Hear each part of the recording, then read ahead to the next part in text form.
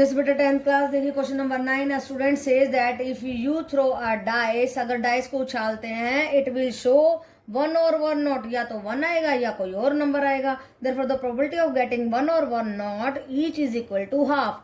कहता है इसलिए आधी आधी प्रोबेबिलिटी होगी। Is this correct? कहता है क्या ये मेरी बात ठीक है? If correct give reason, if not correct give reason.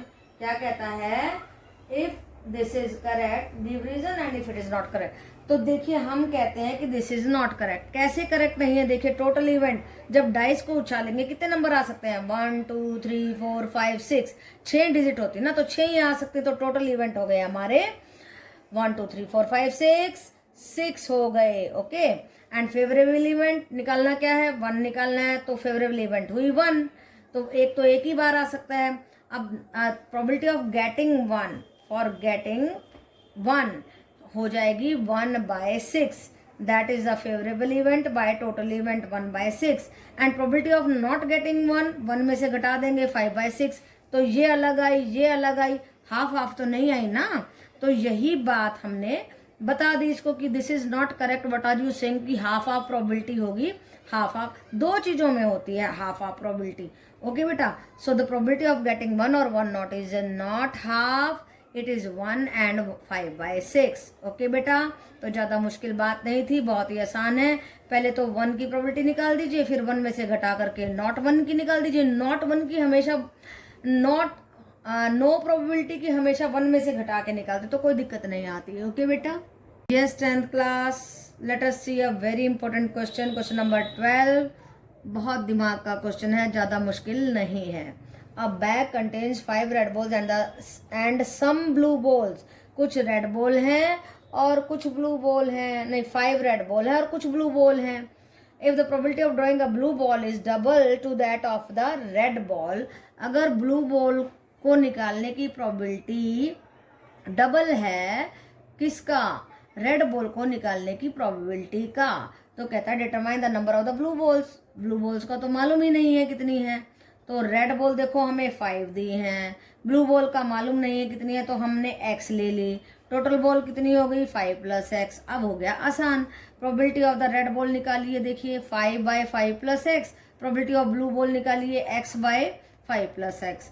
अब बस लगाना है according to the statement. Okay, जैसे प्रॉब्लम सम में करते हैं। क्या कहता है कि if the probability of drawing a blue ball is double, blue ball की probability double of the probability of the red ball, यही बात लगानी है। Probability of the blue ball क्या है? x/5 + x। Probability of the red ball क्या है? 5/5 + x, और ये डबल है। ओके बेटा, तो 5 + x से 5 + x कैंसिल, बच गया हमारा x = 10। 5 × 2 10, और x क्या था? देखो x था नंबर ऑफ ब्लू बॉल, यही हमें निकालना था। So we have got the number of the blue ball and that is coming out to be 10। कितना आसान निकला। ओके बेटा, तो जब हम सिस्टमेटिकली चलते हैं तो कोई प्रॉब्लम ही नहीं आती है। आपने रेड बॉल 5 दी हुई है देख लीजिए, और ब्लू बॉल को x लेना है आपने, और टोटल बॉल हो जाएंगी 5 + x। दोनों की प्रोबेबिलिटी निकाल दीजिए। जैसे स्टेटमेंट में बोलता है, कहता है कि probability of blue ball is double of the probability of the red ball, वैसे के वैसे लगा दीजिए। 5 + x से 5 + x कट कर दीजिए and we are getting x = 10। कुछ भी मुश्किल नहीं है। ओके बेटा, यस 10th क्लास देखिए question number 13 and what is asked in question number 13 is that a class has 15 girls 10 boys. एक क्लास है जिसमें 15 लड़कियां और 10 लड़के हैं। The teacher calls on a student at random to answer a question. Teacher ने बुलाया एक बच्चे को, चाहे वो गर्ल है चाहे बॉय है, कहा कि चलो तुम्हें आंसर बताना है एक क्वेश्चन का। Express in the decimal form the probability that a student called upon is a girl. तो हमें डेसिमल फॉर्म में निकालना है कि जो लड़की की प्रोबेबिलिटी निकालनी है, लड़के की प्रोबेबिलिटी निकालनी है, और हमें निकालनी है किसकी? प्यूपिल इन द क्लास, एक स्टूडेंट की प्रोबेबिलिटी निकालनी है, and a teacher in the class, और टीचर की।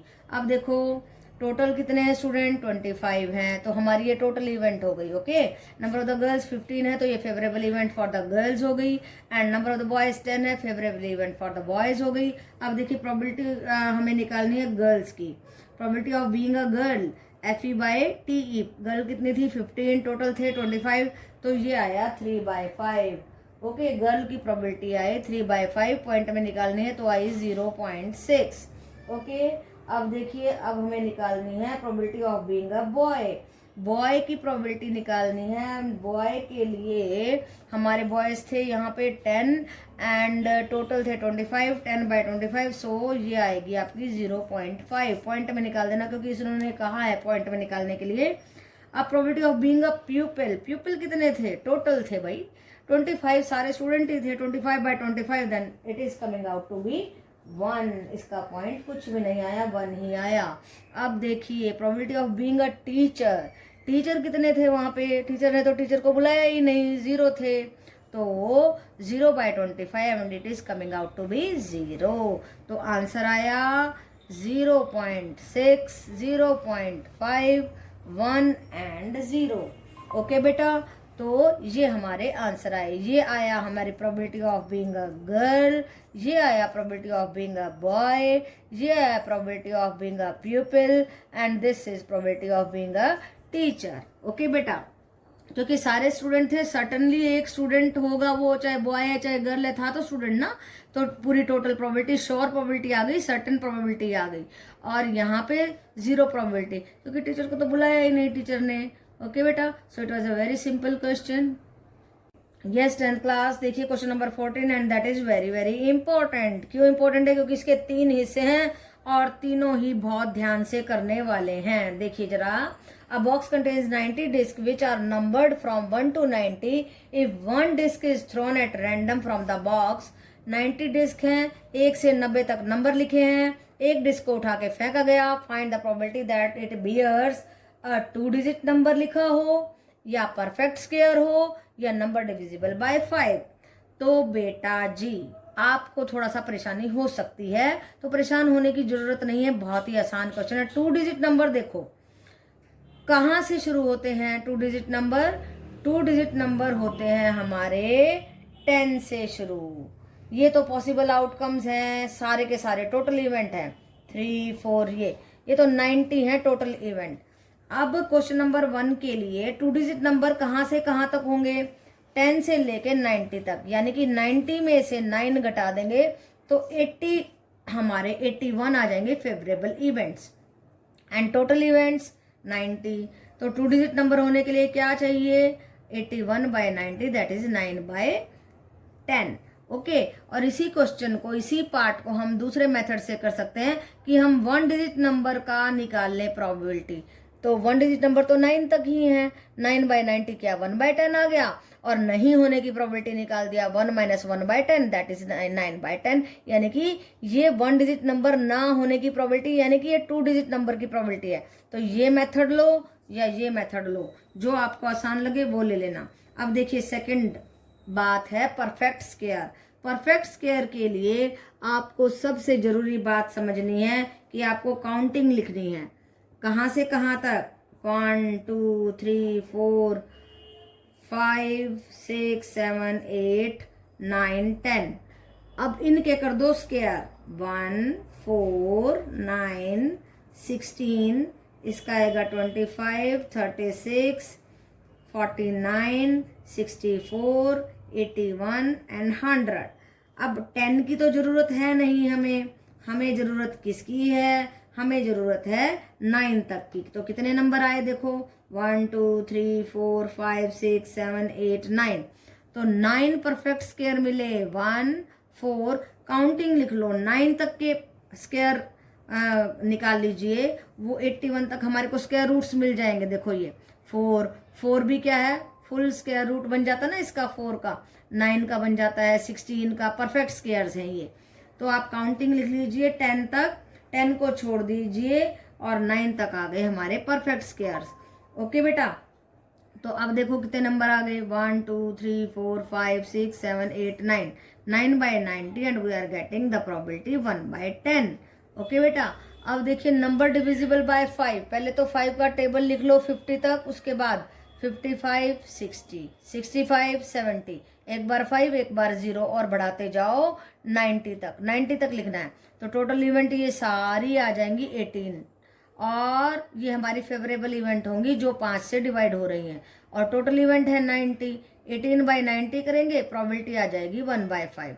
ओके बेटा, तो तीनों ही पार्ट ज़्यादा मुश्किल नहीं है, बस थोड़ा सा समझने की बात है, कंफ्यूज आपको होना नहीं है। यहाँ आप परफेक्ट स्क्वायर निकालते समय परेशान हो सकते हैं, लेकिन मैंने आपको समझा दिया कि 1 to 10 काउंटिंग लिखो, उनके आप स्क्वायर निकालो, 1, 4, 9, 16, ये परफेक्ट स्क्वायर रूट्स आ जाएंगे हमारे पास। 10 को छोड़ दीजिए, 9 तक सारे लिख लो, क्योंकि वो 90 से कम कम के सारे परफेक्ट स्क्वायर रूट्स होंगे। ओके बेटा, तो इस तरीके से आप इस क्वेश्चन को बड़े आराम से कर सकते हो, ज़्यादा मुश्किल बात नहीं। यस 10th क्लास, देखिए डिफरेंट टाइप का क्वेश्चन है, इंपॉर्टेंट है। Suppose you throw a dice random on the rectangular region. देखिए रेक्टेंगुलर रीजन दिया है, इसकी लेंथ 3 मीटर, ब्रेथ 2 मीटर, और जो अंदर सर्कल बना है उसका डायमीटर 1 मीटर है, 1 मीटर है। और देखिए हमें क्या निकालना है, यस 1 मीटर है, तो रेडियस 1/2 मीटर हो जाएगा। ओके बेटा, तो ये क्या कहता है, region in the figure, what is the probability that it will land inside the circle with diameter, कि डाइस को हम फेंक रहे हैं कि वो सर्कल में ही लैंड करे, तो फेवरेबल इवेंट हमारा सर्कल हो जाएगा। फेवरेबल इवेंट क्या हो जाएगा हमारा, एरिया ऑफ सर्कल, राइट। और टोटल इवेंट क्या हो जाएगा, area of rectangle. Probability of dice to be thrown in the circle क्या आ जाएगी, FE/TE। ओके बेटा, तो देखो ज़्यादा मुश्किल नहीं है, हमने एरिया ऑफ द रेक्टेंगल निकाला, एरिया ऑफ रेक्टेंगल निकाल दिया, 3 × 2 6 मीटर स्क्वायर आ गया। फिर एरिया ऑफ द सर्कल निकाला, πr स्क्वायर, एंड पाई क्या है 22/7, आर था 1/2, तो हम इसको लिख लेते हैं π/4, आसानी हो जाएगी। ओके बेटा, देखिए पाई और इसके बटे में कर दिया हमने 4, π/4 मीटर स्क्वायर। अब देखिए फेवरेबल इवेंट था हमारा area of the circle, total event था area of the rectangle. So probability of being thrown a dice, when we are throwing the dice, probability of the dice to come in the circle area is favorable event by total event। Favourable क्या है, π/4, circle के area के बटे में कर दिया rectangle का area, जो कि हमारी टोटल इवेंट हो गई, तो ये बन गया π/24। ओके बेटा, तो हमारा आंसर आया π/24। तो डिफरेंट इसलिए है क्योंकि आपको ये अंडरस्टैंड करना है कि फेवरेबल इवेंट क्या बनेगी। फेवरेबल इवेंट वो बनेगी जब डाइस हमारे सर्कल में आके गिरेगी, तो वो सर्कल का एरिया हमारा फेवरेबल इवेंट बन गया, और टोटल एरिया हो गया हमारा टोटल इवेंट। तो कुछ भी नहीं रहा क्वेश्चन में। ओके बेटा, यस 10th क्लास, देखिए question number 16, and what is asked in question number 16 is that 2 dices are thrown simultaneously. 2 dice ली, दोनों को इकट्ठे उछाला। What is the probability that the sum of the number appearing on the dice is 7। दोनों उछाली तो दोनों का सम 7 हो। ऐसे कौन कौन से नंबर हो सकते हैं, तो देखिए यहाँ से डायगनली देखेंगे, यहाँ से this and this 1 2 3 4 5 6 favourable number हैं जब दोनों डाइस का सम, देखो 6 1 आ सकता है, 5 2 आ सकता है, 6 1 1 6 आ सकता है, 5 2 2 5 आ सकता है, 4 3 3 4 आ सकता है। तो कितने नंबर हुए, 1 2 3 4 5 6 फेवरेबल इवेंट्स आ गई जब दोनों डाइस को उछालेंगे और दोनों का सम 7। देखो 6 1 7 5 2 7, इन सब का सम 7 आ रहा है। और टोटल इवेंट्स कितनी है, 6 इधर 6 इधर, 6 6 जा 36, टोटल इवेंट हो गई 36। तो प्रोबेबिलिटी ऑफ गेटिंग अ सम 7, तो 6/36 एंड दैट इज 1/6। अब कहता है find the probability of being a number when the some is a prime number, या तो 2 हो या 3 हो या 5 हो या 7 हो या 11। अब इनको तो हम इसमें से बिना देखे भी लिख सकते हैं। कैसे, 2 कैसे बनेगा, 1 1, ओके 1 1 आएगा। फिर 3 कैसे बनेगा, 1 2 2 1। 5 कैसे बनेगा, 2 3 एंड 3 2, या 4 1 1 4। फिर 7 3 4 4 3, इन दोनों को मिला के इन सब का सम क्या आ रहा है, 7। अब देखिए 11 ना 7 और कैसे बनेगा, 6 1 1 6, ये 6 है। ठीक है बेटा। अब देखो 11 कैसे बनेगा, 9 2 2 9, 5 4 4 5, नहीं यहाँ पे तो 9 हो गया ना, तो यहाँ पे आएगा हमारा 11 और कैसे आ सकता है 6 5, यस 6 आना चाहिए था यहाँ पे, एंड 5 6 या 6 5, ऐसे 11 हो सकता है। तो देखो ये कितने बने टोटल, ये आए हमारे 15, 1 2 3 4 5 6 7 8 9 10 11 12 13 14 15 फेवरेबल इवेंट्स आई और टोटल इवेंट 36। तो probability of being sum as a prime number आया 15/36। ओके बेटा। अब देखिए फिर तीसरी में क्या कहता है कि प्रोबेबिलिटी ऑफ बीइंग अ सम 1, देखो सम तो 1 1 2 से स्टार्ट हो रहा है ना, तो 0 तो हो ही नहीं सकता क्योंकि नंबर तो हमारे 1 से स्टार्ट हो रहे हैं, तो दैट इज नॉट पॉसिबल। तो 0 फेवरेबल इवेंट है, 0/36 प्रोबेबिलिटी आई, थर्ड की प्रोबेबिलिटी आई 0। ओके बेटा। तो थोड़ा सा आपको ये समझना है कि सम आपको डायगनली देखने हैं, फिर प्राइम नंबर का सम देखना है कि 1 1 करने से आएगा, 2 1 1 2 करने से आएगा, 3 2 2 3 करने से आएगा। ये सारे आउटकम्स को समझना है, फेवरेबल इवेंट्स को।